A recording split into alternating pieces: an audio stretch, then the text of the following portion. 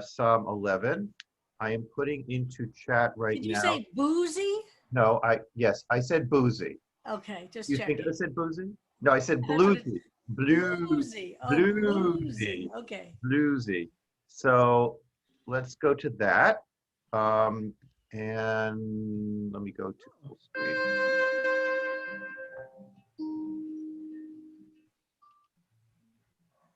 Whoops, hold on. I went to the wrong place.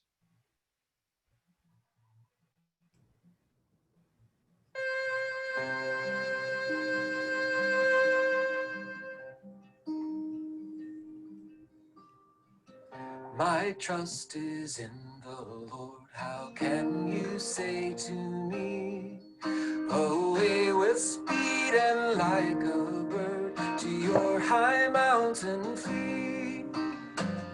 What can the righteous do? What can for them avail?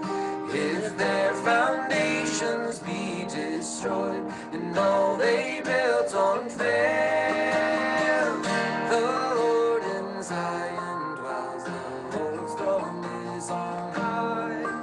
His eyes behold the sons of men, oh, they will sure be tried.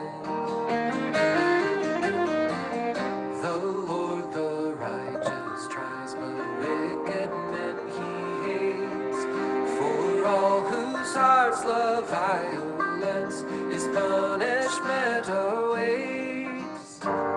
Fire winds and burning coals on wicked men shall rain. This is the portion of their cup, the cup which they shall drain. Because the righteous Lord delights in righteousness, and with his gracious countenance the upright he will bless.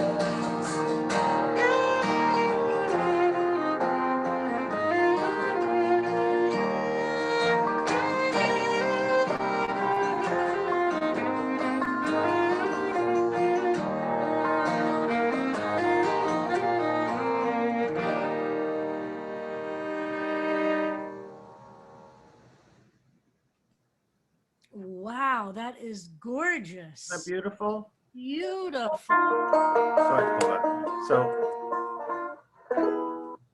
that is from, hold on a second.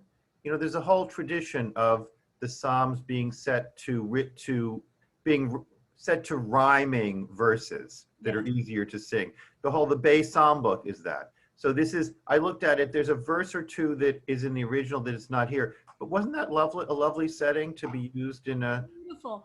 And it shows, and I loved, this is part of what makes the Psalms unique, in that the musical settings go from Gregorian chant to art song to all different kinds of folk music, whether it's bluegrass or folk culture, or listen to what we had that made us all cry yesterday with what Cantor Nemi wrote.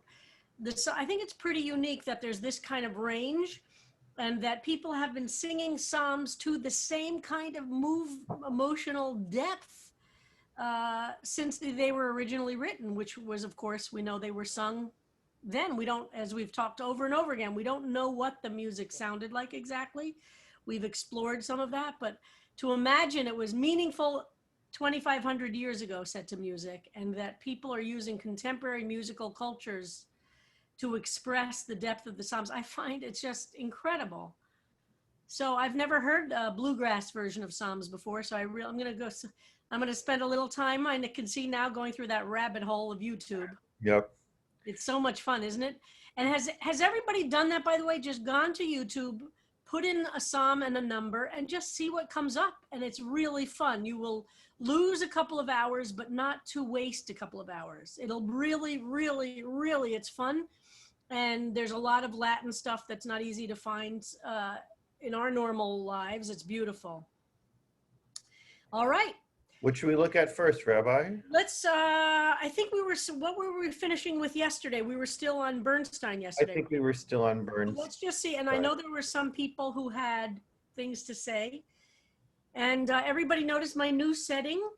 Yes. Background and setting.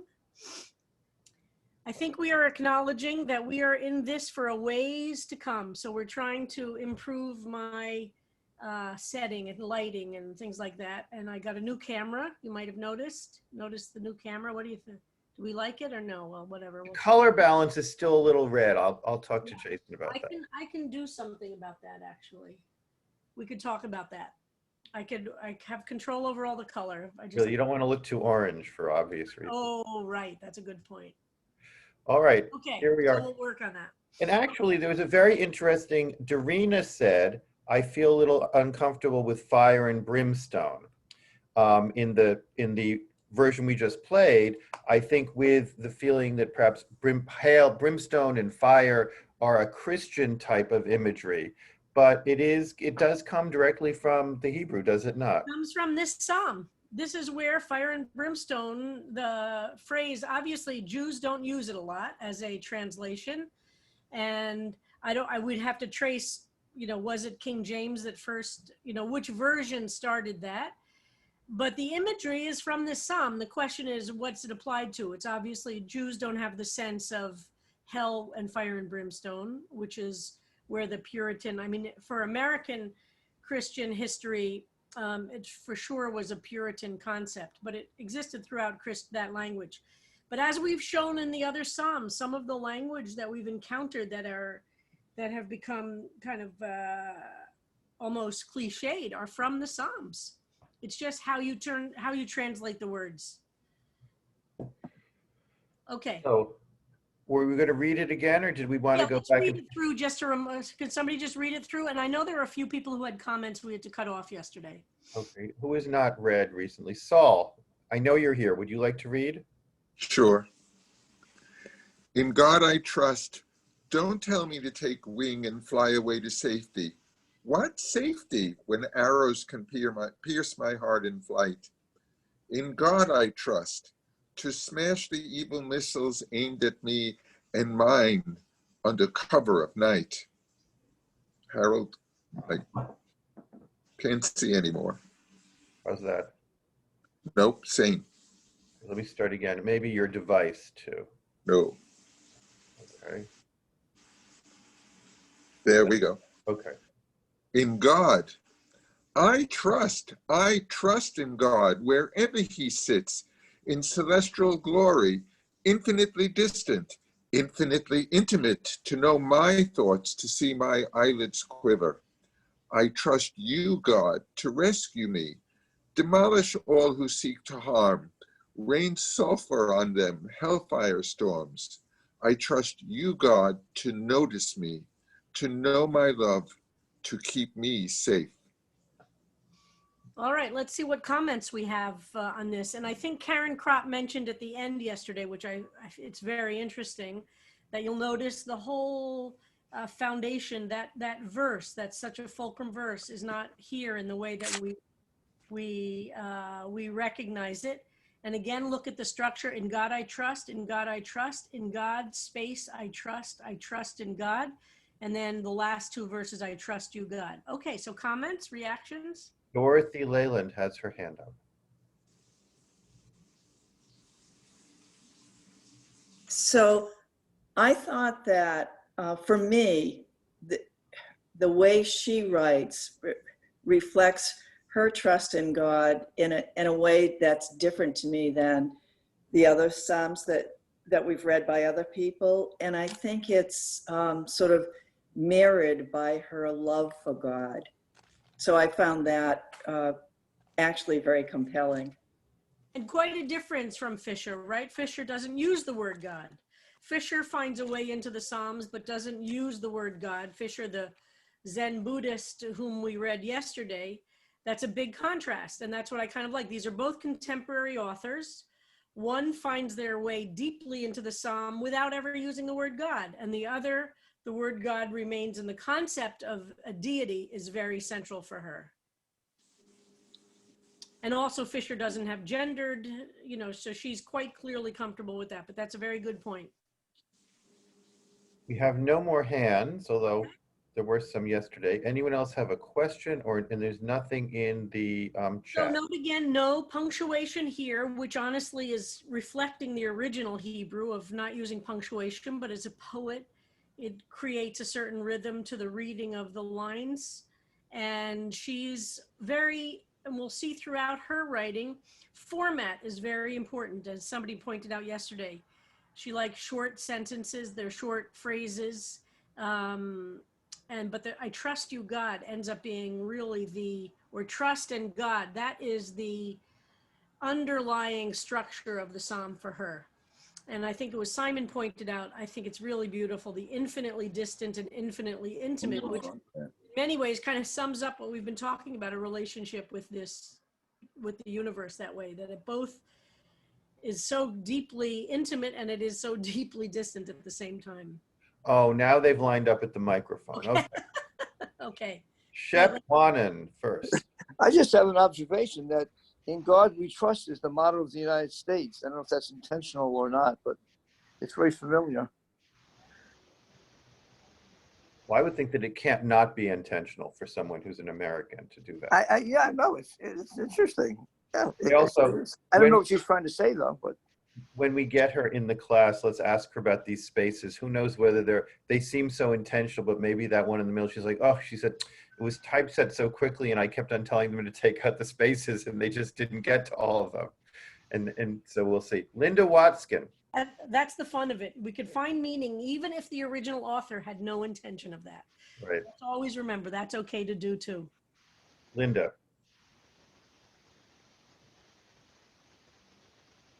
Linda, are you here? You need to unmute yourself to talk. Let's go to Dean while Linda is finding her unmute. Dean Dresser. Yeah, I was very moved by the first stanza when she says, "What safety when arrows can pierce my heart in flight?" And then she answers that, "In God I trust." So she sets up in that, for me, it's just, she says something a little different than the other interpretations for me, in that she's, even in the midst of what we know is going to unfold in the psalm of, fire, brimstone, whatever, she holds it right there as a safe space. So I think it's amazing. Sherry Dratfield. Yes, and this time it is Sherry. Well, two things. First of all, in the third verse, in my version, there is no space before the first line, "In God I Yeah, trust." Ira said that yesterday too. That is so interesting. Yeah. So there are clearly two editions here. Yeah, and I actually always thought, you said, there's no fulcrum verse. I just assumed that the third verse was the fulcrum verse because she says, "In God I trust in God." It's so emphasized here that I thought of that as a fulcrum. I think it is for her. What I meant is the fulcrum verse that I see is such an important verse in the original of talking about the foundation. I don't see that here. Yeah. So Yeah. so I'm not sure whether, yeah. So I'm, And then in the first verse, Dean sort of got partly what I was thinking. And, what safety when arrows can pierce my heart in flight. This really affected me because it's not just the wicked that do this. Oh, doesn't it pierce your heart to see children in cages? Doesn't it pierce your heart to have lynching be so relevant in vogue again? I don't know how to. I know, I like that about what she does too. And I think she's taking what I think is there in the original, which is to say, don't tell me to fly away, which is take flight to the mountain. And I think for her, that's very powerful. There is no escape. There's nowhere to escape evil. Like, we have an idea that we'll somehow be safe somewhere else. When arrows can pierce my heart. I know, I find that very beautiful. Thank you. Linda Solomon. Yes, hi. My thoughts went in a very different place.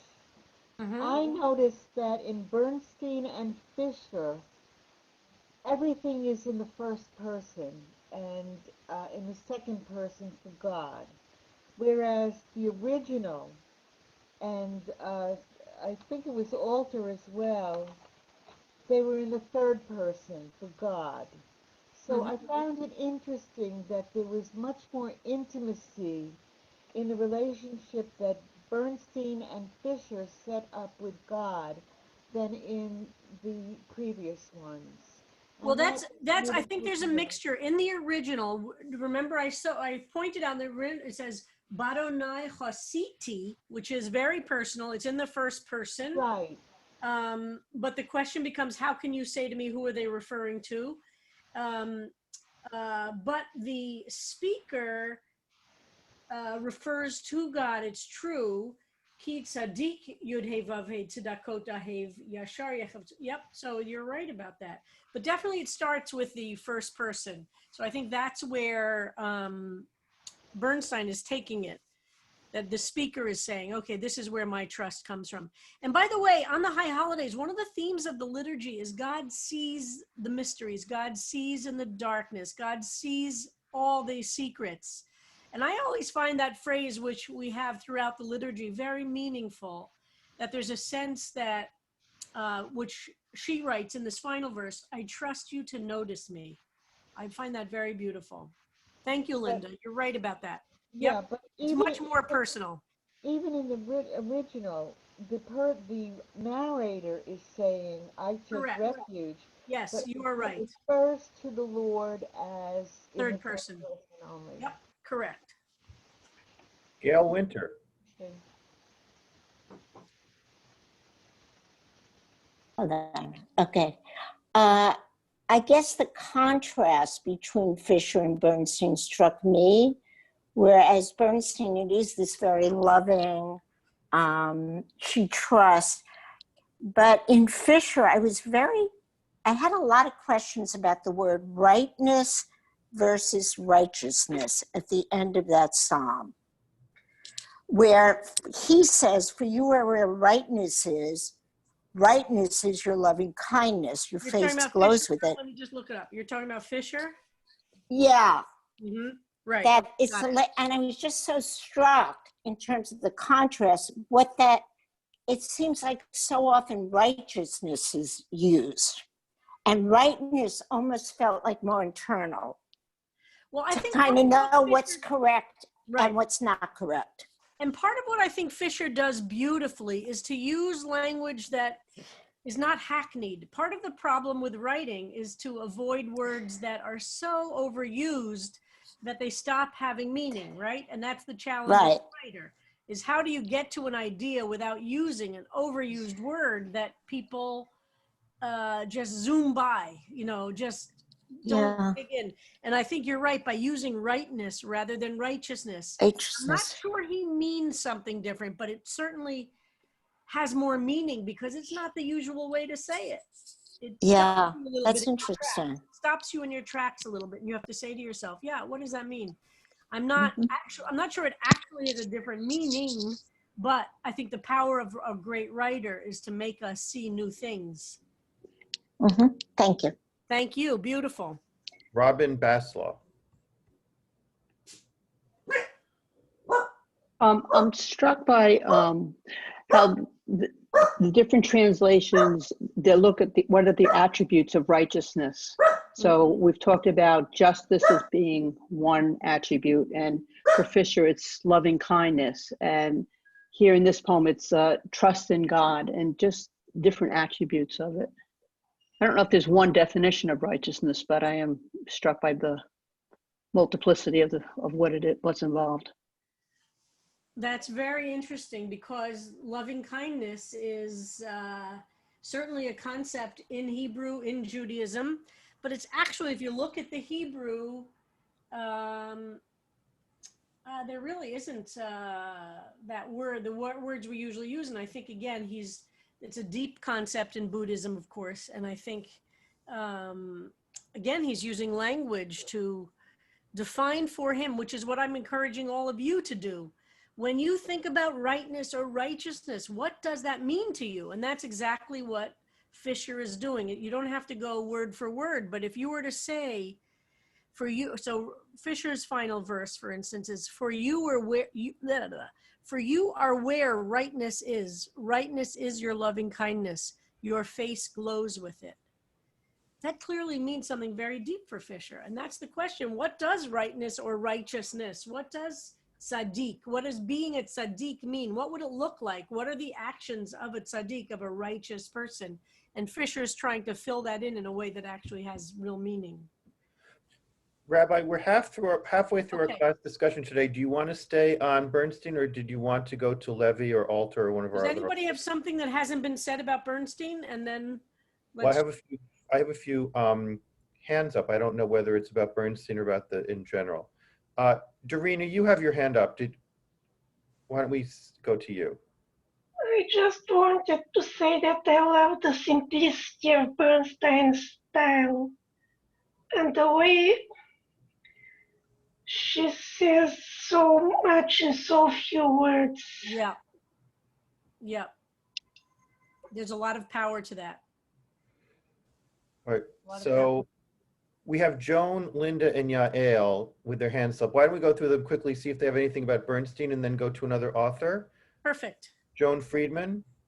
I just wanted to point out that in the last 4 lines, I trust you, God, to notice me. Mm-hmm. To me, that's an echo of God remembered Sarah. Interesting. Hakad Sarah. Huh. Beautiful. Yeah. That's beautiful. Linda Watskin.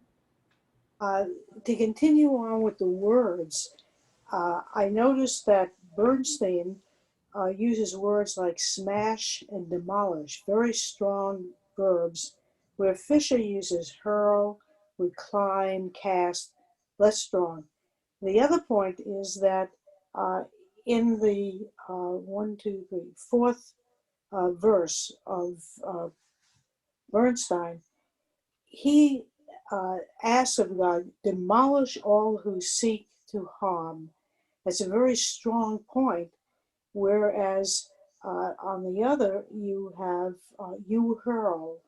And just the difference between the two is just I thought, a very interesting use of language. Very interesting. Good contrasting of them. This is what's fun about this, isn't it? It's really, it brings out more in both by seeing them sit together. Beautiful. Thank you. Yael.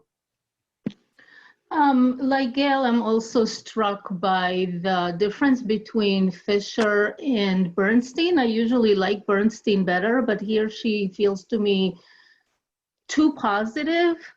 I know, right? Yeah. And no, I know what you mean. I actually understand exactly what you're saying. yeah, and especially when everything is crumbles around us, and this image of the bird in flight makes me think of refugees that need to flee from where they live, where the world is falling apart around them. And when do you decide to flee, and when do you decide to stay? And this is kind of the image that I have in my head. Beautiful. And Cantor Nimi really captured that in his song based on the Psalm, the sense of the sadness and destruction and grief that is in the first. So I know what you mean. So she is very positive here. That's true. Rafaela, and then we'll go to the Then next. we're going to look at Levy, because I think now that we've looked at Fisher and Bernstein in particular, which goes so far, it'll be very interesting for you to look at Levy with some carefulness. Rafaela. Yes, can you hear me? Yes, we can, Rafaela. I just thought it was interesting that Bernstein goes from "In God I Trust" to "I Trust You, God." It feels different to me.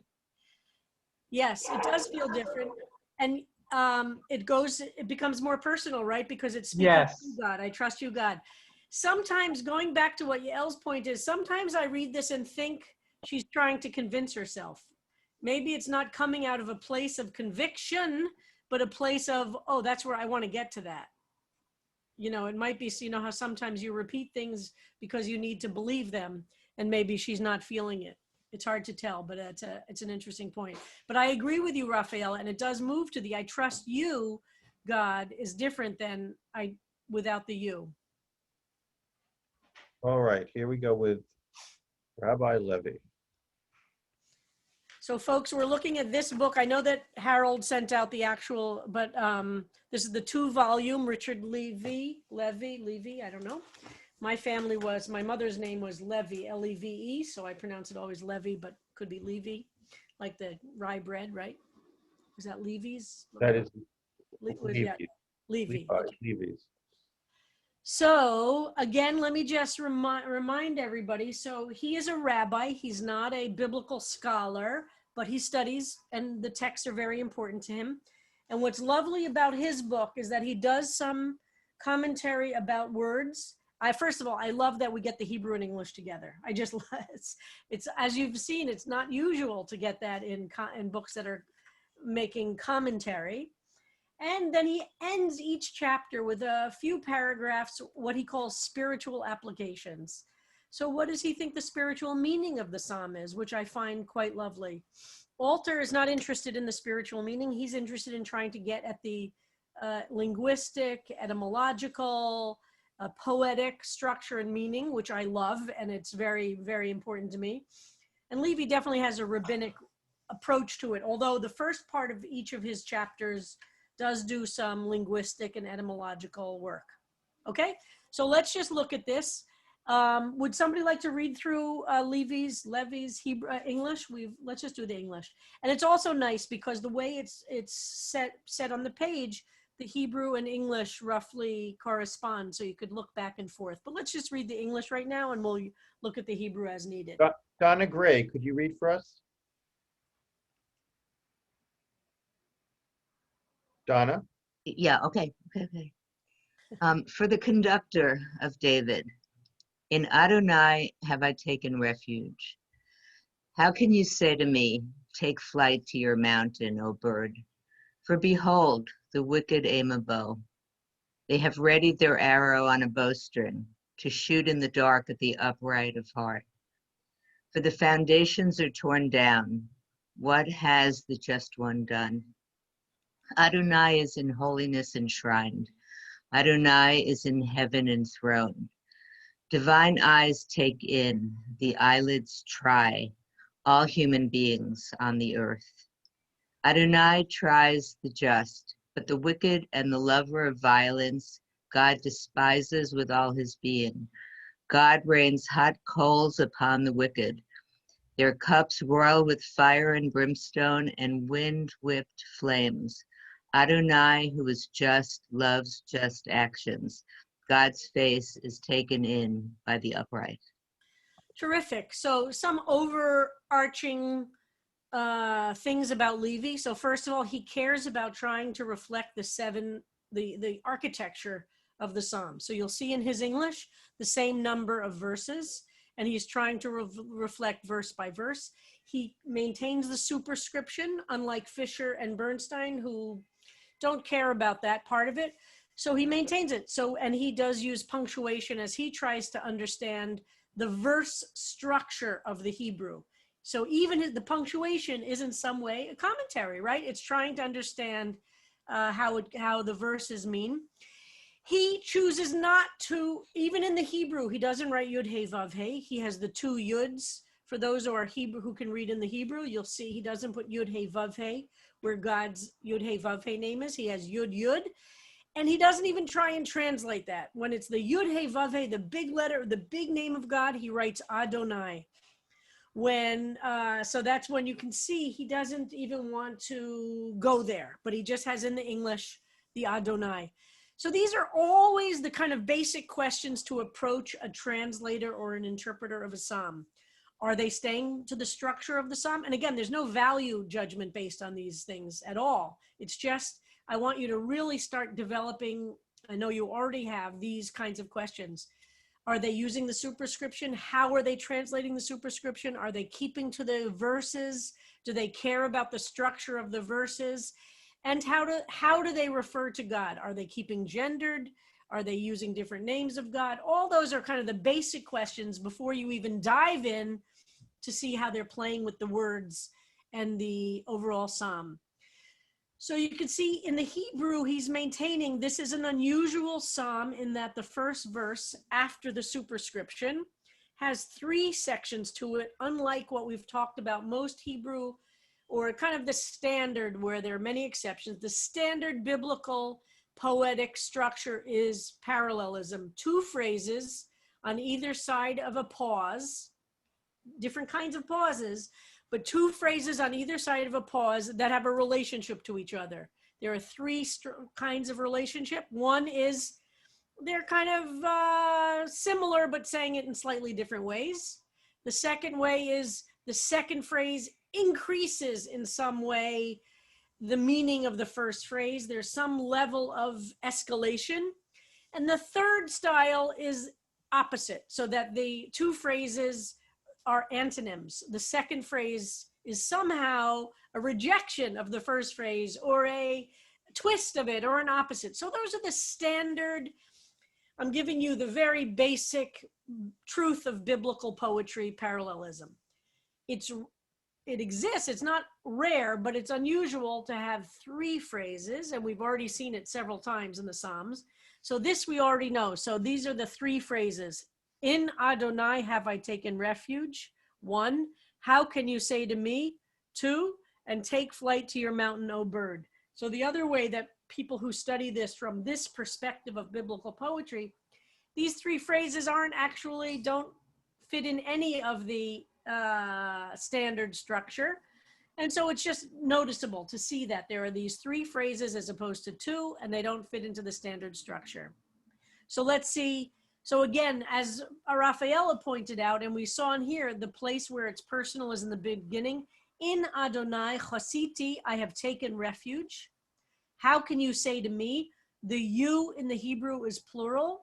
So that's a big question we see over and over again. Is this to the enemies? Is this to whom is the speaker speaking? Take flight to your mountain, comma, O bird. So that's a very interesting way of seeing it. All right, so so we've heard this read. Let's see if there are comments on this, and we'll work on this also tomorrow. I have other things to say about it, but let's see if there are other questions or comments. Okay, hold on just a second. Saul Zalkin raised his hand. So he takes out the word righteous, doesn't exist anywhere in his translation, and he uses the word just, which is, for me, a better translation for tzaddik. And he uses, Fisher used the word prove. You remember I asked, what does that mean? Yep. And here in verse 5, he uses the word tries. So even the just are on trial. This is not just the wicked, because it's like the wicked and the lover of violence, they're going to get their stuff no matter what. There's like no option out. But the just still are not taken in just because they are just. So Saul, you are making a very important point that the Mefarshim, the traditional commentators in the Psalm, make a lot. That part of what the Psalm is teaching is found in that verse of 4 of Daled. Adonai, of 5. Adonai tzaddik yivchan. So remember, yivchan means, it's the modern Hebrew word for an examination, like a test, literally a test in school. So a lot of the traditional Mefarshim point to this as an explanation that part of what this Psalm is teaching us is that, and this kind of goes a little bit to what the quote of Heschel I use all the time, that the part of the point or part of the impact of the evil that's in the world is to strengthen the just. That that our job, and this is tries the just, and our job, if our aspiration, we aspire to be righteous people, the presence of evil in the world is to strengthen us, is to test us, is to give us, remember I used that great image that Rabbi Moskowitz uses, that evil in the world are like weights on a, what do you call this? I don't even do those, so I have no idea what it's called. When you lift up, barbell. barbells, the heavier the weight, the more your muscles are going to develop. You can't develop if you use the same level weight all the time. And this psalm is traditionally seen as, because of what Saul just said, as saying we are, those of us who try to be just, one of the reasons that evil exists in the world. This is hard to take, folks. I'm not saying this is an easy one, but one of the reasons that evil exists in the world is to strengthen our muscles of justice, or strengthen our, and that if we didn't have these tests, so to speak, if we didn't have the evil to respond to, we would just be flabby spiritually. We kind of we have to strengthen those spiritual muscles of caring about justice and being just in our own lives. So that's what. So thank you for picking that up, Saul. So that's one way to look at this. Ben Shaffrin has had his hand up for quite a while. I'm struck by the translation for verse 6, which is very close to the Hebrew. He kind of takes it for granted that Hashem will punish the wicked ones. Yeah. And he just uses the same language as in the original, as opposed to what we saw in Bernstein, which she writes it as a wish or as a prayer to God, please do that. Yeah. And it raises the more, her translation or her writing raises the moral issue that we face today, actually. Do we wish Trump dead? Is it proper? Is it moral? I have a very close Christian colleague friend, and she posted, she said, the only prayer to be said right now is, Lord, thy will be done. Just put it in the Lord's hands. So Yeah. whatever that means, Lord, thy will be done. So Inshallah. inshallah, right. Donna Gray. And by the way, Ben, I just want to say this. In biblical Hebrew, the future tense, or what we call the imperfect tense in studying biblical grammar, can be read as a may it be, right? So Yeah. so it can be, she's not wrong to say, may it be this, may this happen, or it should happen. So the imperfect tense, and I know I've discussed this a little bit in the past, the imperfect tense, which is technically the term for this grammatical form in biblical Hebrew. In biblical Hebrew, there isn't present, past, and future in the way modern Hebrew exists. And I know I've said this, and I know there's some other languages where this is true. I think it's true in Russian, where it's imperfect and perfect tense. And imperfect means everything that's in the tense of an action which is not completed. So that could mean, may it happen, it should happen, or it might happen. All of those things are captured in this Hebrew biblical grammatical form. So she's not wrong. And again, no translation is wrong, but I think she's, that fits into this grammatical form. May it be, it should only happen, it would be the Yiddish form, right? Where you add the zol. It should only happen that God should rain hot coals down upon the wicked. It would not be an inaccurate use of this grammatical form. Yeah, no, I wasn't arguing about Yeah. the But it's quite a difference. It was just a moral issue. And folks, and especially people are new, if you have any questions about stuff I say, or if it's too fast, or there's put it in the chat, and Harold and I will kind of keep track. And if there are things that people need me to go over, I'm always happy to do that. Yeah, Regina just said, would that it were. Exactly. So sometimes we translate the Hebrew a little too concretely, and there might be more, like all poetry, a little bit more nuance to it. And remember, this is poetry. Fundamentally, this is poetry. This is not, yeah. So Harold, are there comments or questions? Yeah, I was just been unmuted. Yeah. Oh, sorry. So, this thought about how in adversity we build muscles. It's evil that builds the muscles of righteousness. And I was, I've pondered, like, what might we be like right now had Hillary Clinton won the election? And, there is really a lot of beauty that has grown out of this time of adversity. Mm-hmm. For example, we wouldn't be here in this Psalms class. Absolutely true. I would not be teaching this Psalms class.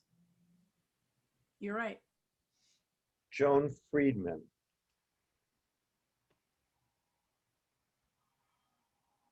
The way he translates the last line of this, God's face is taken in by the upright.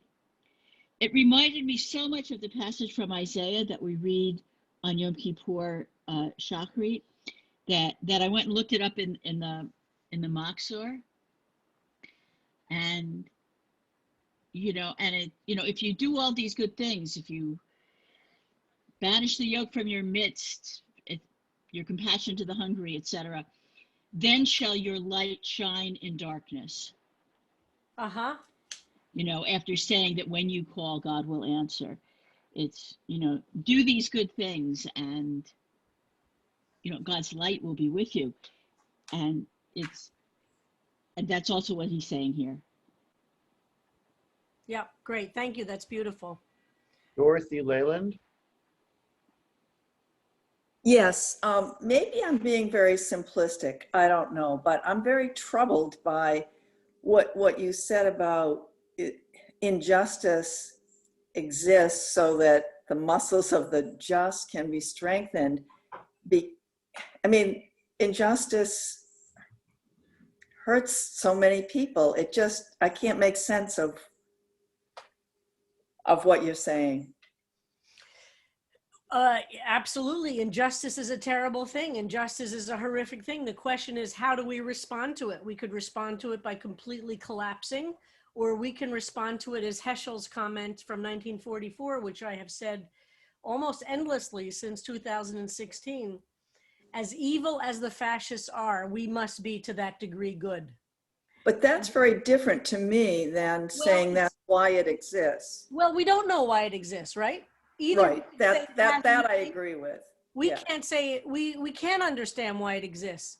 So for some people, and you read through the Jewish prophets, for instance, where Jeremiah and Isaiah, the guys we all love so much, right? And we quote them as why we do social justice.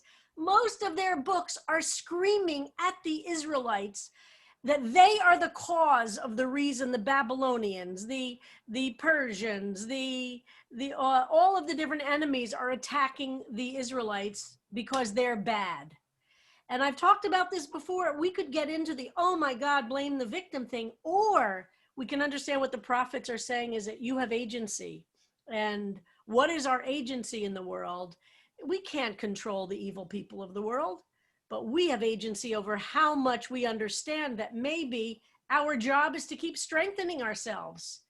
And I get, nobody wants to say that they're here for a good reason. They're not. Evil is terrible, and evil has terrible impact. But just as what Donna said, of course, had Hillary been president, we wouldn't be facing a lot of the evil in the world. That's for sure true. But okay, we're facing that evil. How can we provide meaning to it that strengthens us as opposed to deflates us and makes us want to curl up in bed forever? Which, by the way, we've all wanted to do, me included, no question. That makes perfect sense to me, Rabbi. Thank you. Yeah. So it's a matter of kind of, the one thing we have control over is our attitude, right? No matter what situation we're in. And that's a heavy lift because we get crushed so easily. So I feel like the Psalms give me so much strength to shift my attitude. And doesn't mean that I'm always happy and cheerful. I'm a very melancholic personality. That's why I think I'm drawn to this. I'm always slightly, but I'm drawn to this because I feel like it speaks to me and says, you know what? There's purpose in the world. And let's say I'm totally wrong and there's no purpose to anything. Okay, at least I've lived my life as if there is purpose, right? What's the worst outcome of believing there's purpose, right? Mm-hmm. Right. It can't be, there's no, all right, maybe I'm wrong, but at least I will have lived every day of my life believing I have purpose. I might be wrong, but so what? Okay, at the end of my life, I will have at least tried as hard as I can. In all different ways. Oops, we're running out of time. No, on those words of wisdom, which are very important, Rabbi, and thank you. We have our play out music. We do have half a dozen offerings for Psalm 11 that have already been submitted, and they continue to come in. So we can start with those tomorrow, or we can start with something else tomorrow. Tomorrow, I want to finish Levy. There's some more I want to do with Levy and look at Alter, if we don't mind. Okay. But folks, please, and promise me, if you haven't tried writing one, use this psalm. If you haven't tried, or drawing something, or, you know, do a Jackson Pollock, do a drip painting based on the psalm. Just try and get to the place where the psalm speaks to you. And as I always say, sometimes it could be rejection of it. You can completely reject it. That's okay. So I just saw that somebody asked about the 3 different things about biblical parallelism. Should I do that again tomorrow? Let's just start with that tomorrow, because I think that's an important point. And we have no class on Monday for the holiday, and there's a request to Cantor Nimi that you sing us in and out tomorrow, if you could, with your new offering. And there were many requests for the text, which I did not share because I did not know if you were at that point. But people really wanted to have it too. So if you could think that over. And with that, I will play us out. Thank you, Harold.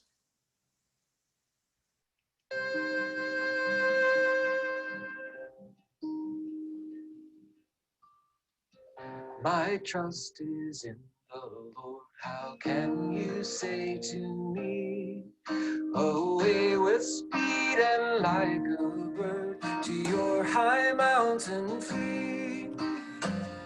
What can the righteous do? What can for them avail?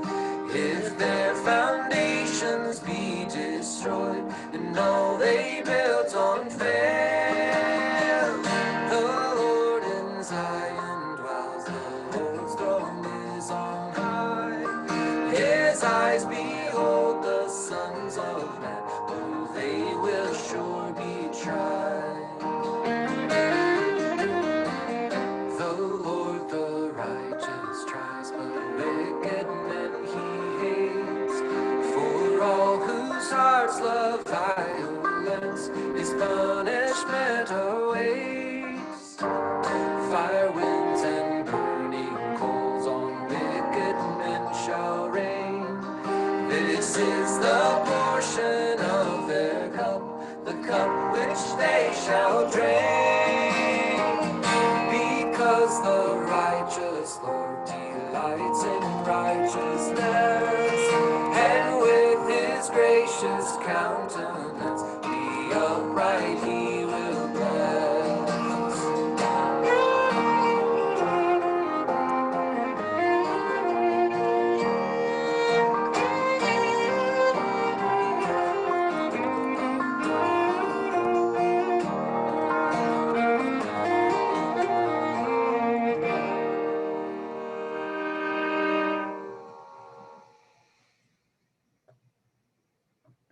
Thank you, Harold, for that beautiful, beautiful music. Folks, go to YouTube and put in Psalm 11 and see what you find. Have a Yep. great time. All All right, right, see till everybody tomorrow. tomorrow. Thank you, everybody. Thank you. Harold, can you put that link in the chat for that? I was just going to do the link in the chat. I will, and I will put it on our Facebook page too. Oh, that's even That's better. better. Yeah, because that was I beautiful. will do that.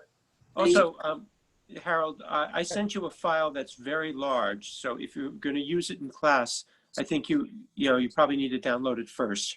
Okay. It'll take a while. Oh, I'm very excited. Yeah. All right. Bye, guys. Okay. Bye.